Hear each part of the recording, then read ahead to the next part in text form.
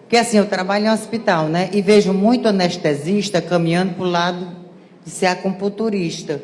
Aí eu fico questionando, será que futuramente não vai ter mais cirurgia convencional? Porque os anestesistas já estão se programando para acupuntura. Aí eu fico perguntando, né? Quando eu leio as suas coisas, Enquanto nós habitarmos um planeta de provas e expiações, todos esses procedimentos continuarão. O que acontecerá provavelmente num planeta de regeneração é que o bem vai superar o mal. E nós teremos, então, assim, merecimento para recebermos outras informações. Agora, acredito que as doenças continuarão, porém teremos ferramentas mais adequadas, menos dolorosas, que trarão uma qualidade de vida melhor para os pacientes que contraírem, por exemplo, o câncer. Mas eu estou vendo isso cada vez mais diminuir. E eu dei aqui um bom exemplo, o tratamento oncológico clínico de pacientes com câncer, e que está diminuindo os procedimentos cirúrgicos. Outra coisa que eu vejo são as cirurgias minimamente invasivas com recuperação mais rápida do paciente, com quadro de algias, de dores menores, um período de internação também mais curto. Então, eu vejo que, aos poucos, nós estamos caminhando na direção de uma melhoria de tudo isso. A ciência e a tecnologia no século XX e XXI foi mais rápida do que toda a história da ciência e da tecnologia. Então, nós estamos cada vez nos tornando merecedores. Agora, nós sabemos muito bem que não somos todos os merecedores. Algum comportamento assim inadequado contra o semelhante, contra a natureza, levam a deformações tão profundas do perispírito que, quando voltarem a reencarnar, não poderão reencarnar num corpo igual ao nosso, porque o seu perispírito está profundamente deformado. O que vai acontecer? Vão ter que reencarnar, pelo menos por algum tempo, em planetas que, em relação à Terra, estão na Idade da Pedra, como pitecantropos, como neandertais, e vai por aí afora, pré-humanos de todo tipo. Agora, claro que o conhecimento que adquiriram não regride, e poderão a esses países, a esses mundos mais ou menos evoluídos que a Terra, acelerarem, com o conhecimento que aqui adquiriram, a evolução das humanidades que ali habitam. Somos todos imortais. Olá, boa tarde. Eu sou Adailton, eu sou médico também, cirurgião vascular, e eu acho que o senhor acabou de responder a pergunta que eu ia fazer. A pergunta que eu ia fazer era mais ou menos isso. Se no futuro a profissão de médico ou qualquer outra profissão ligada à área de saúde seriam profissões fadadas a desaparecerem. Por quê? Embasando esse questionamento. Porque nós conhecemos, através da doutrina espírita, que a influência da matéria sobre o perispírito e do perispírito sobre a matéria, transformando essa matéria, e quanto mais depurado é o perispírito, o espírito e, portanto, o perispírito, melhor será o molde desse corpo que será criado. E num futuro de um planeta de regeneração, em que nós não teremos mais necessidade de provas e expiações, também não teríamos mais as doenças, e nós seríamos capazes de transformar esse corpo e não ter mais essa doença. O senhor vê também dessa forma? Tranquilo. O problema é que nós somos imediatistas. Nós estamos só raciocinando no que está acontecendo hoje. E temos, assim, observações assim, nebulosas sobre o futuro. Mas nós esquecemos de uma coisa. Nós estamos raciocinando só como uma humanidade terrena. E nós não somos uma humanidade terrena. Nós somos uma humanidade universal, ou multiuniversal. Você não acha que, se nós adquirirmos assim, tecnologia e ciência ultra evoluída no futuro, não poderemos, por exemplo, viajar para mundos menos evoluídos e, com o nosso conhecimento, ajudarmos as doenças ali existentes? Eu acho o seguinte: você, eu, os outros colegas que se encontram, nós nunca deixaremos de ser médicos. Nós nunca deixaremos de ser médicos. Nós vamos sempre cuidar de pacientes enfermos, sejam nesses mundos ou sejam em outros mundos. Ninguém é médico por acaso. Acredito que, à medida que formos evoluindo, adquirindo conhecimento, sabedoria e, principalmente, amor, nós vamos tornando tudo isso real. À medida que eu for adquirindo conhecimento, eu vou poder praticar melhor o bem. E quanto melhor praticar o bem, mais feliz eu vou me sentir. E eu já consigo jogar o meu pensamento não somente ao orbe terreno, mas eu estou jogando o meu pensamento a outros orbes, aonde devem existir humanidades com um sofrimento muito maior do que aquele que nós ainda passamos.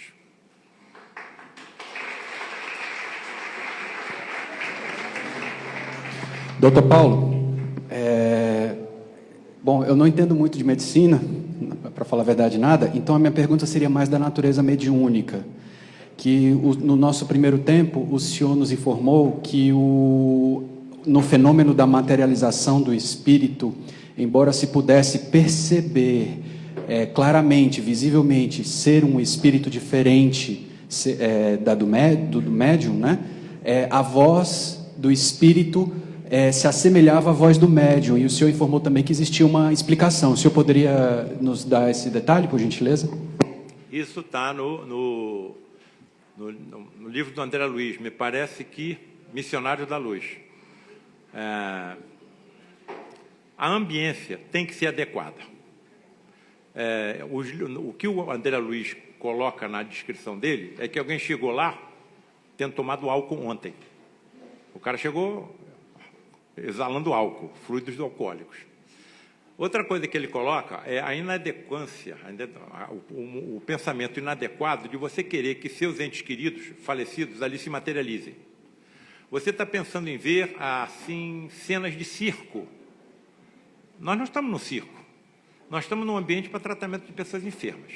Se essa ambiência não permitir a materialização que nós chamamos sublimes do espírito, que é quando ele sai completamente como ele era na última encarnação e alguma encarnação anterior, os espíritos não têm outra saída para atender os doentes em deixar que a entidade se incorpore.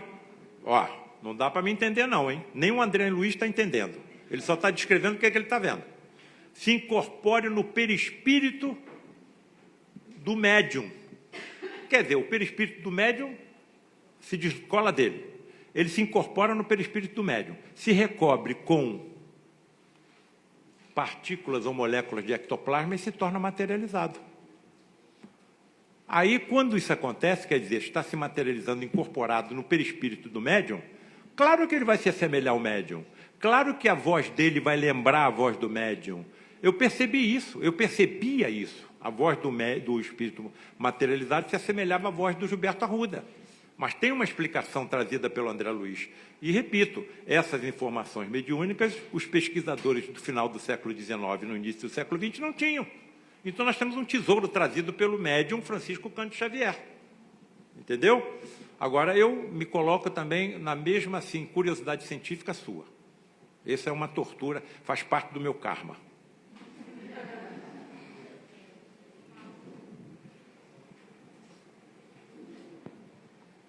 Doutor Paulo, boa tarde. Eu sou sua colega, sou psiquiatra, e eu queria saber se tem alguma explicação para o número crescente de suicídio. É um número assustador e eu gostaria que... Até a explicação eu entendi, daí para frente eu não entendi. Para o número crescente de suicídio. Me ajuda aí, cara. Eu não entendo cearense.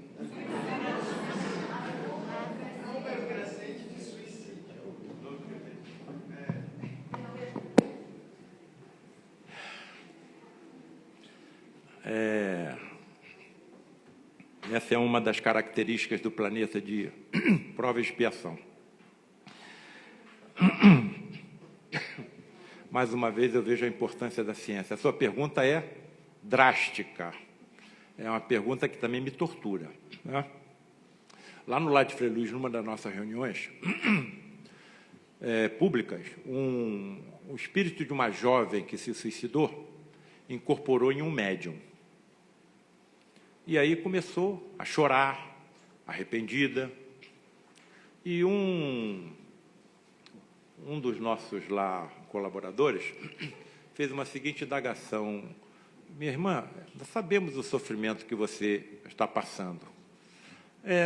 Você poderia me dizer por que as características do seu sofrimento?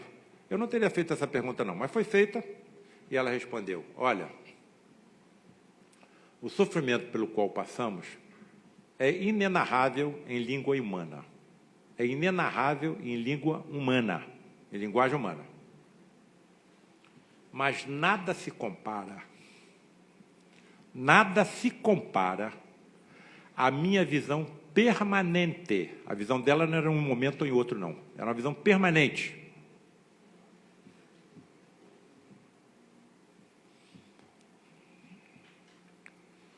Do meu pai e da minha mãe. Idosos, passando fome, frio e sede. E eu não ter um corpo físico para ajudá-los. Mais uma vez eu vejo a importância da ciência nessa história.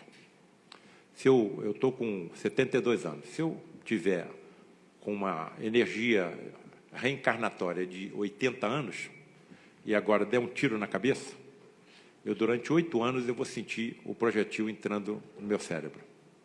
Se eu me enforcar, eu vou ficar durante o ano sentindo a corda apertar o meu pescoço. Se eu me jogar de algum abismo, eu vou ficar durante 8 anos sentindo o meu corpo sendo despedaçado. Nós estamos sob uma influência terrível, terrível, de espíritos que nós chamamos obsessores, mas são nossos irmãos.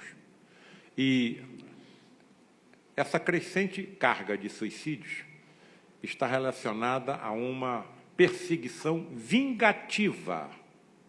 Vingativa. Eu falei pela manhã que eu estou com uma neta com 6 anos com microcefalia, que não faz nada. E tenho um filho que tem dotes mediúnicos também. Essa menina, ela desenvolveu uma pneumonia e foi internada de urgência em um CTI no Rio de Janeiro. E o meu filho foi acompanhando, a filha dele, e ficou sentado na entrada do CTI enquanto a menina estava sendo cuidada. Era de madrugada e ele teve um desdobramento. Nesse desdobramento, ele viu espíritos perseguidores da minha neta, dele se aproximarem, colocando a mão no rosto e dizendo o seguinte: ela não merece o conforto que vocês estão dando a ela.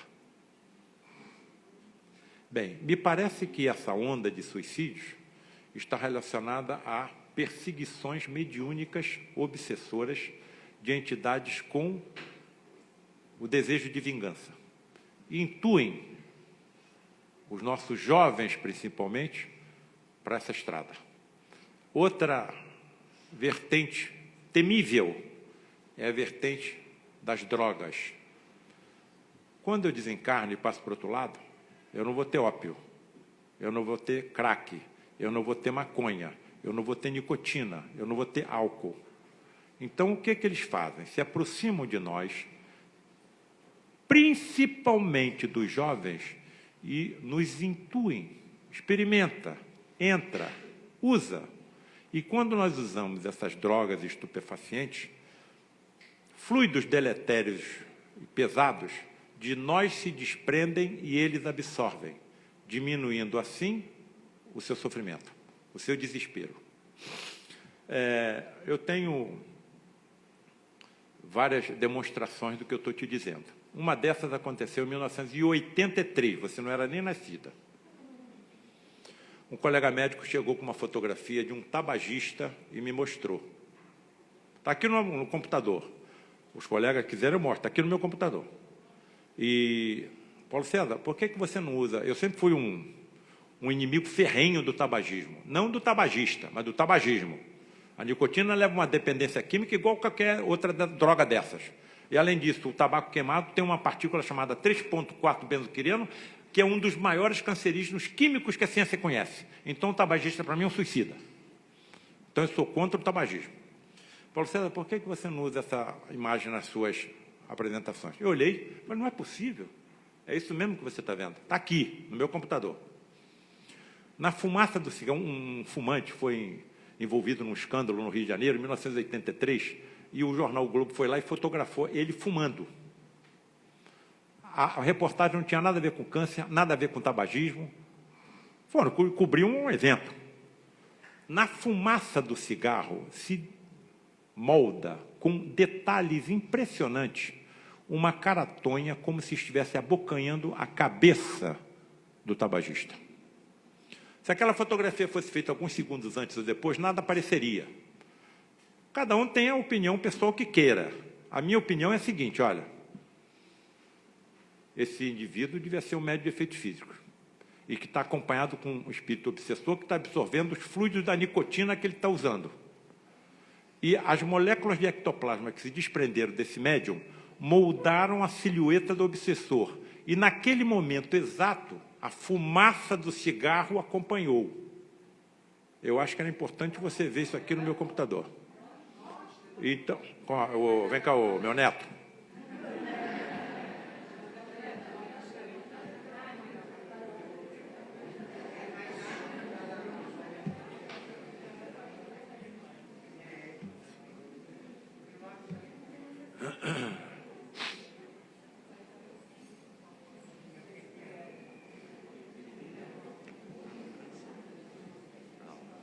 Cadê câncer? Tem câncer aqui?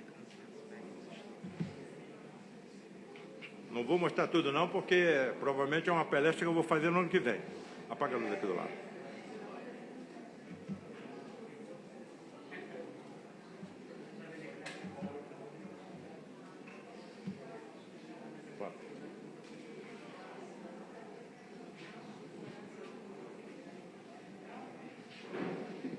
Nitidamente se vê, na fumaça do cigarro,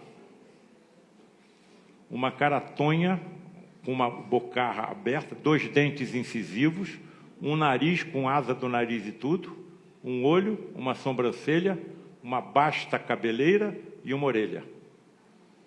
Se essa fotografia fosse feita alguns segundos antes ou depois, nada apareceria. Cada um tem a interpretação que quiser. Diante de tudo que eu vi, eu tenho uma. Isso era um médium de efeitos físicos e as moléculas de ectoplasma dele se desprenderam, moldaram a figura de uma entidade obsessora que o acompanha e a fumaça do cigarro foi acompanhando as moléculas de ectoplasma. As moléculas de ectoplasma que se desprenderam do médium, moldaram a silhueta do espírito obsessor. Então, eu acho que é isso. Então, da maneira que eles nos intuem a isso, eles podem nos intuir a cometer um suicídio. Principalmente nós sabemos que não existe vida depois da morte.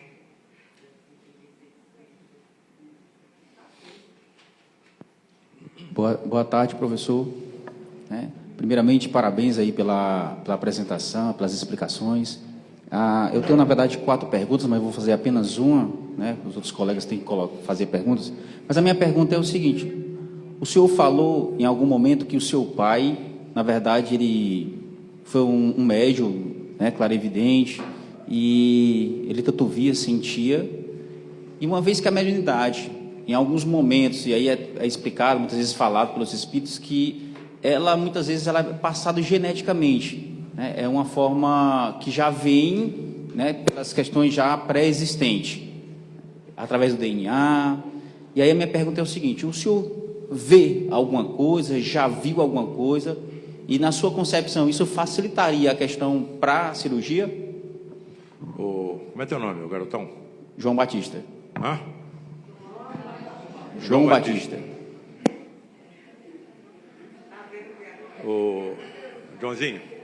Joãozinho, se você for ler os livros do André Luiz, você vai ver que ele descreve 2 coisas importantíssimas, principalmente para os jovens. Na hora que está acontecendo uma relação, se está com base no amor, uma coluna de espíritos protetores protegem o casal. Bom, a ejaculação não é uma união espermatozoide-óvulo que vai acontecer naquele momento.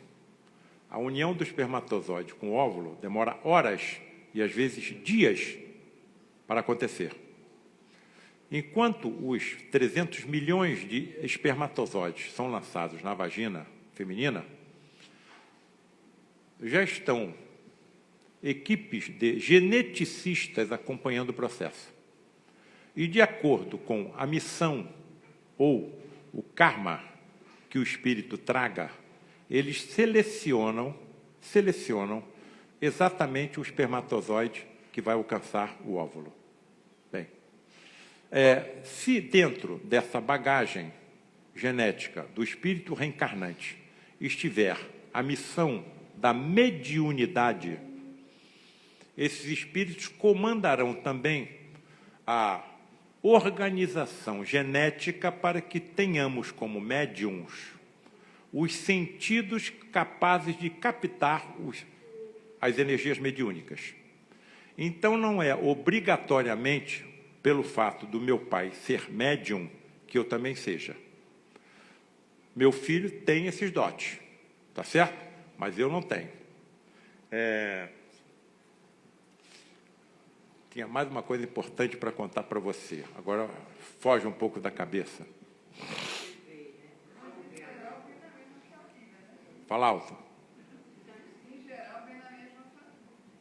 Não necessariamente, não necessariamente. Bem, então eu vejo a genética como uma constituição de sentidos algo diferente dos nossos, que possam captar, por exemplo, um espírito que está com o meu lá. Agora me lembrei. A pergunta dele é: o senhor já viu alguma coisa? Mas aconteceu uma coisa fantástica comigo em Santa Cruz do Sul. Santa Cruz, né? Santa Maria, lá do Rio Grande do Sul. Fiz uma apresentação semelhante a essa que eu estou fazendo aqui agora, já nem me lembro qual foi o assunto. Termino a reunião, a apresentação, o que eu vou? Eu vou lá fazer dedicatória para os livros, que quem esteja interessado. Enquanto eu estou fazendo a dedicatória, nitidamente, à frente da caneta, apareceu uma estrela prateada de aproximadamente 3 milímetros de diâmetro. Eu fiquei bastante assim, desnorteado com o que eu estava vendo. Avançava com a caneta, a estrela mais ou menos 1 centímetro de distância da ponta da caneta ia para frente. Se eu voltasse com a caneta, a estrela, mantendo 1 centímetro de distância, voltava com a caneta. Eu deixei a caneta, tirei o óculos, esfreguei os olhos, peguei o lenço, limpei os óculos, botei os óculos, lá estava a estrela. Foi a única vez que aconteceu algum sentido, me parece mediúnico, nessa atual encarnação. Me parece que estavam querendo me dar alguma demonstração de que eu estou no caminho certo.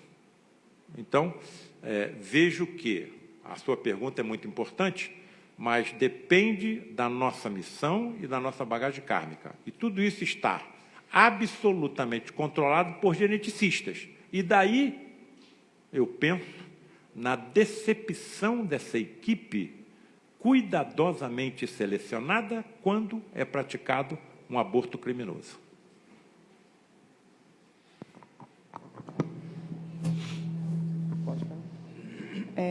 Doutor, eu queria que você falasse um pouco mais sobre a explicação da espiritualidade para o Alzheimer, a incidência assim tão grande, né, que... Até mais eu escutei, depois não entendi mais. Eu queria que... É porque é tão alto esse microfone que eu tenho medo de ficar gritando no ouvido das pessoas. Eu gostaria... Posso repetir? Irmãzinha, Vivian. não dá para mim responder tudo, não. Eu também tenho muitas dúvidas. Essa é aliás, a resposta para essa pergunta é muito fácil. Não sei. Não dá para me responder tudo. Existem várias vertentes, pode ficar. Agora, o que aconteceu lá atrás? O que aconteceu lá atrás? Alguma coisa aconteceu. Agora, eu não sei dizer exatamente o que aconteceu. Ainda não tive ainda uma complementação de todas essas minhas observações. Mas, como eu sou imortal, um dia eu vou compreender. Desculpe, tá bem? Boa tarde, doutor Paulo. Pois não. Boa tarde. parabéns e muito obrigado de todos pela divisão do conhecimento que o senhor nos trouxe. O senhor sempre fala em suas apresentações que a ciência e a religião serão os protagonistas desse avanço, desse progresso para a raça humana. É muito comum, quando converso com amigos, colegas físicos, de que cada vez mais é aceitável a ideia do contato de nossos irmãos mais avançados tecnologicamente, pelo menos conosco. Cada vez mais se percebe essas visões, essas aparições. Seria o Espiritismo, estamos falhando ou não, seria o Espiritismo, o espírita, responsável por fazer a raça humana aceitar, para que a gente possa ter esse contato sem menos traumas? Absolutamente sim. O Espiritismo tem 165 anos. E ele, nesses 65 anos, está trazendo muitas informações que esclarecem essas comunicações, essas interseções, essas conexões que nós estamos percebendo. O que nós não tínhamos eram respostas lógicas e racionais. E aqui, como eu coloquei no final da apresentação, o que eu fiz? O cristianismo tem 2.000 anos, o espiritismo 165 anos. Como estará o espiritismo daqui a 2.000 anos? E nós vamos ver isso acontecer, nós somos imortais. Insisto que somos pedras de um quebra-cabeça que está sendo montado. Nós não somos os mais numerosos, mas somos os que mais estudam. Quanto eu tive que estudar para escrever 8 livros? Estou estudando há mais de 44 anos. Eu tenho 2 vertentes de estudo. Eu tenho que estudar a medicina material, mas eu não tenho mais como deixar de estudar a medicina espiritual, porque eu tenho absoluta certeza que as duas se conjugam.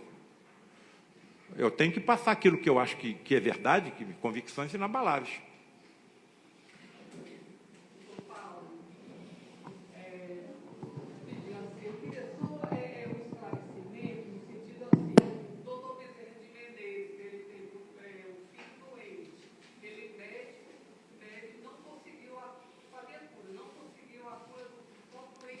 Cura física.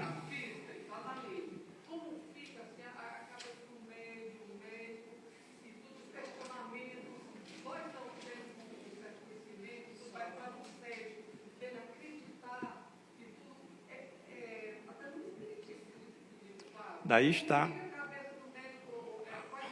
Se ele não sabe o que nós sabemos, vai ter um sofrimento maior. Eu dei o sofrimento. Qual foi o exemplo que eu dei aqui? Da minha neta. Então, já pensou se ele estivesse passando pelo que eu estou passando? Graças a Deus está na minha família. Daí a importância da comprovação científica trazida pelo Espiritismo. O Consolador prometido por Jesus. A frase está dizendo tudo. É o Consolador prometido. Boa tarde, professor.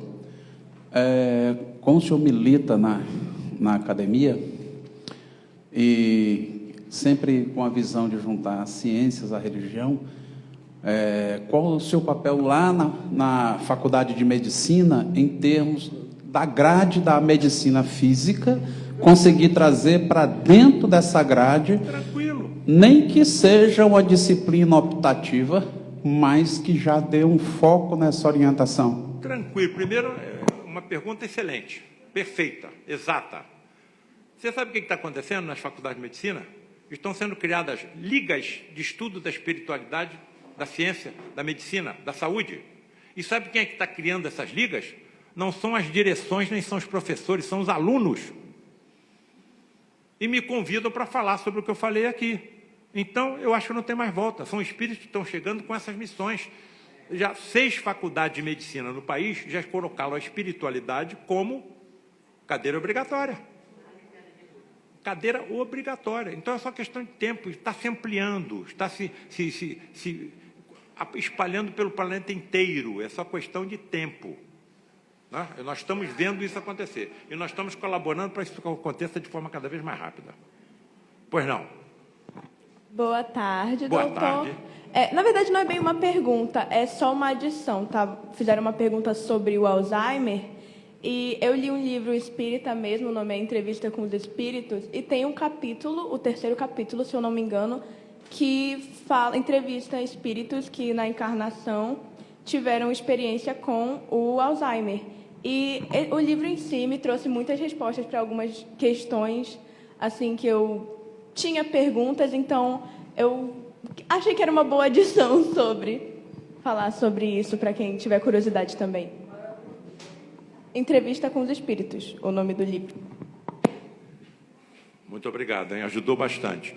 Quem fez a pergunta sobre Alzheimer, por favor, conversa com a menina que ela vai dar uma referência bibliográfica. A Malu. Até para mim. Vai botar também? Você quer? Claro, cara. Mas tem que botar uma imagem aqui. Bom, eu acho que nesse momento vai ser...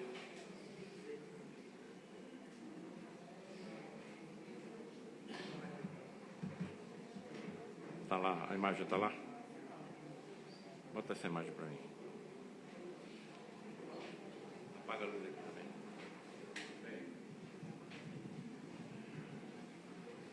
também. E eu acho que esse é um momento mais importante do nosso encontro de hoje.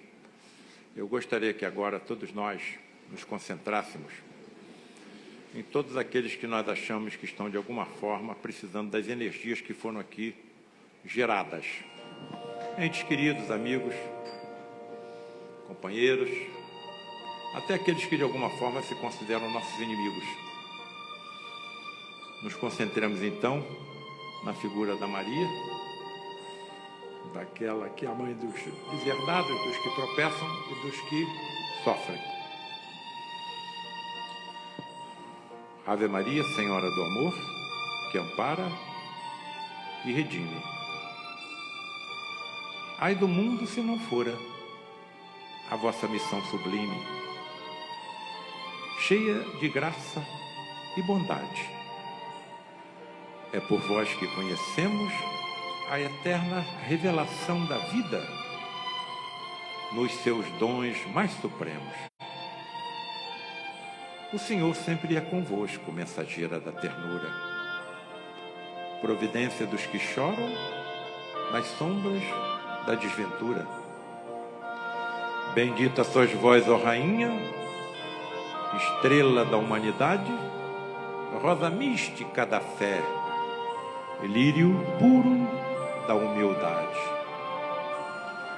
Dentre as mulheres sois vós a mãe das mães desvalidas, nossa porta de esperança e anjo de nossas vidas.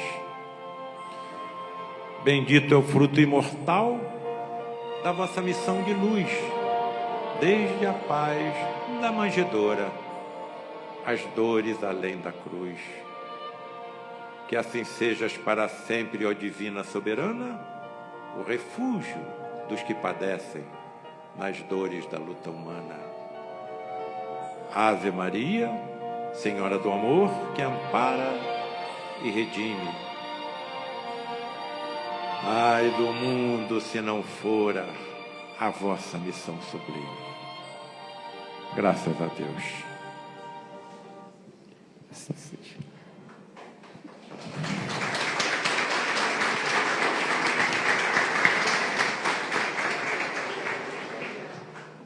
Jovens, eu gostaria só de pedir que todos permanecessem sentados